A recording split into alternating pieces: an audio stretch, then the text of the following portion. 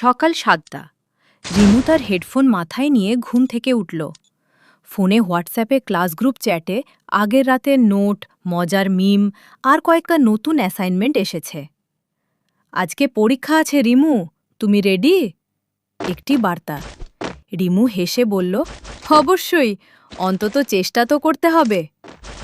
স্কুলে পৌঁছার সময় রিমু লক্ষ্য করল নতুন ছাত্র তানভীর ক্লাসে এসেছে। তার হাতে ল্যাপটপ আর ব্যাগে ঝুলছে গেমিং হেডফোন। তানভীর লাজুকভাবে হেসে বলল, হাই, আমি আজ প্রথম দিন, আশা করি সবাই বন্ধু হবে। রিমু হেসে উত্তর দিল, চিন্তার কিছু নেই, আমরা একে অপরকে সাহায্য করব।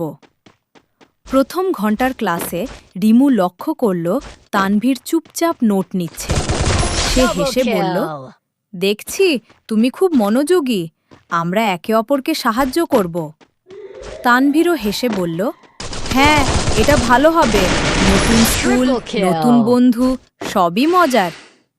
এভাবেই নতুন যুগের বন্ধুত্বের প্রথম বীজ বোনা হল, ডিজিটাল চ্যাট, ফোন এবং একে অপরের পাশে থাকা। ইংরেজি ক্লাসে শিক্ষক ভার্চুয়াল বোর্ডে কুইজ সেট করলেন। রিমু দ্রুত নোট স্ক্যান করে গুগল ড্রাইভে আপলোড করল।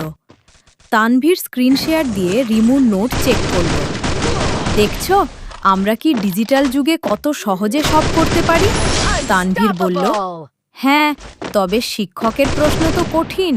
রিমু হেসে বলল। হঠাৎ ক্লাসে আরেকটা চমক। শিক্ষক বলল, আজ সবাইকে নিজস্ব ভিডিও প্রেজেন্টেশন তৈরি করতে হবে। রিমু আর তানভীর একসাথে বসে ক্যানভা এবং গুগল স্লাইডস ব্যবহার করল। সম্পূর্ণ ভিডিও পেতে এখনই ইউটিউব চ্যানেলটি সাবস্ক্রাইব করুন।